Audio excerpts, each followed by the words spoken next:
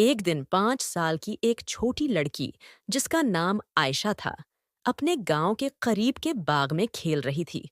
इसके लंबे भूरे बाल हुआ में लहरा रहे थे और वो नीले रंग की खूबसूरत फिराक पहने हुए थी।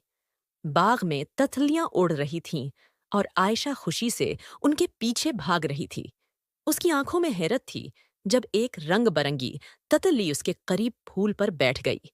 वो नरमी से उसे देखने के लिए झुक गई। खेलते खेलते आयशा एक नदी के किनारे जा पहुंची। नदी के शफ्फाफ पानी में सूरज है की किरणें चमक रही थीं और आयशा खुशी से नदी के साथ साथ दौड़ने लगी। इसके चेहरे पर मुस्कुराहट थी और वो हिंसती हुई पानी के खूबसूरत मनाजिर देख रही थी। अचानक उसे जंगल के एक कोने में कुछ झाड़ियों के पीछे एक छप्पा हुआ रास्ता नजर आया। आयशा के दिल में तजस्सुस भर आया। वो झाड़ियां हटाकर देखने लगी और उसे एक प्रासरार, सुनहरी रोशनी से भरे हुए रास्ते की झलक मिली। उसकी आंखों में जोश और हैरत थी और वो इस रास्ते पर चल पड़ी। रास्ता उसे एक बड़े जादुई दरख्त के गया।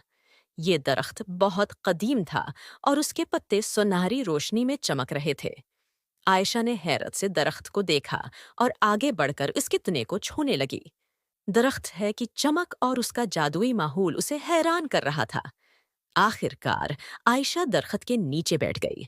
सूरज की किरणें पत्तों के दरमियान से छन रही थीं और माहौल में सुकून था। आयशा ने आसमान की तरफ देखा। उसके चेहरे पर एक प्रस्कौन मुस्कुराहट थी। वो जान चुकी थी कि उसने एक ऐसा जादुई राज तलाश कर लिया है जो हमेशा उसके दिल में रहेगा।